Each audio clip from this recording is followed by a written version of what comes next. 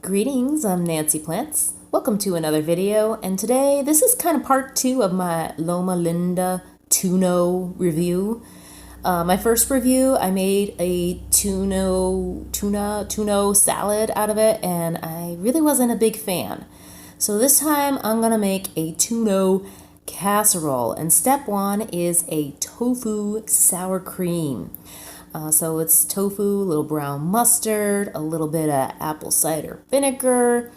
We're going to put in some garlic powder, some tahini, and we're also going to be putting in some miso paste, and we're going to put in some vegetable broth.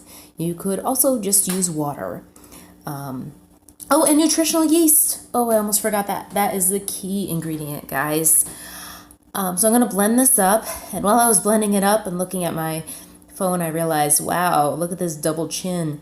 But it's not because I'm like overweight or anything. It's just that I'm old. That's what happens when you get old. Your chin just gets all, whatever. It doesn't matter. So anyways, I put on a little makeup after I made this and thought, ooh, look at me, I'm pretty now, so YouTube will like me.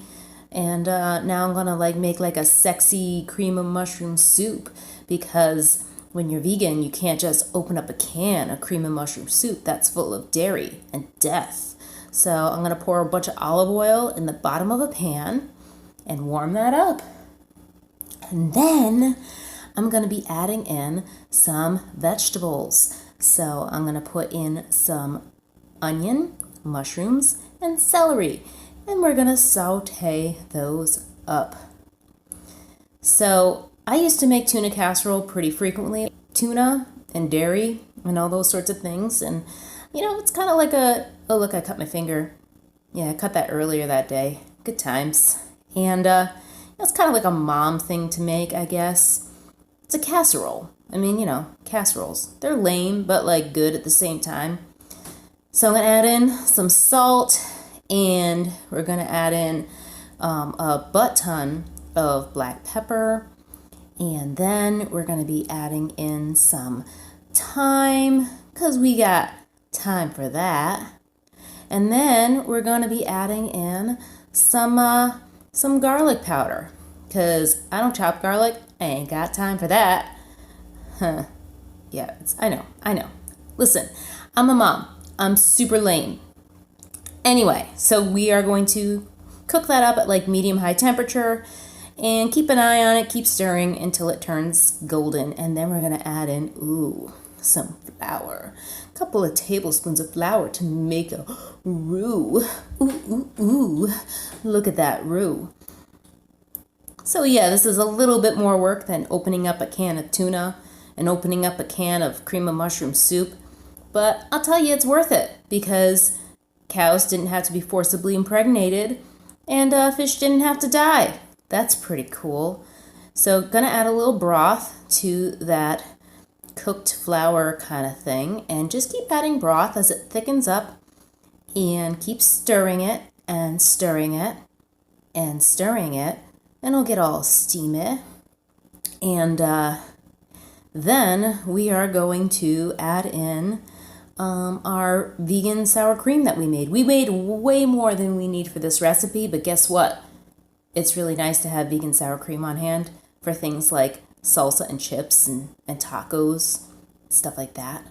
And we're going to add in our drained can of tuna, which I didn't drain it on camera. You're welcome, because it looks like a fucking loogie when you drain it. It's so gross. You have to just look away. Just look away when you drain it. Drain it right into the sink and then run the faucet, because it's super nasty.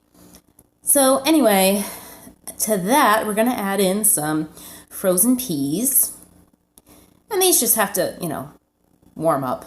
You don't have to really cook these very long. And meanwhile, I boiled some pasta. I didn't do it meanwhile. I'm lying. I did it after I made everything. But if you were doing this in real life, you would cook the pasta while you were doing everything else. Drain the pasta, and then you're going to add the pasta into the cream of mushroom, tuna, green pea mixture. Mix it all up. And then we're going to put it in an oven that is preheated to about 375 degrees. Just keep an eye on it until it smells good and it's brown on top. And here's my kitty cat, who is much better behaved than the last tuna review that I did. She was just a terror. She was out of control. And I'm going to have this with some beet greens that I cooked earlier. So let's see how it is. Spoiler alert, it was actually pretty decent. It tasted like a tuna casserole. So yeah, so thanks so much for watching. Thanks for subscribing if you've already subscribed. If you haven't subscribed, you should subscribe. I put out videos every Wednesday, sometimes a couple times a week. And yeah, and like and comment, all that stuff. Bye.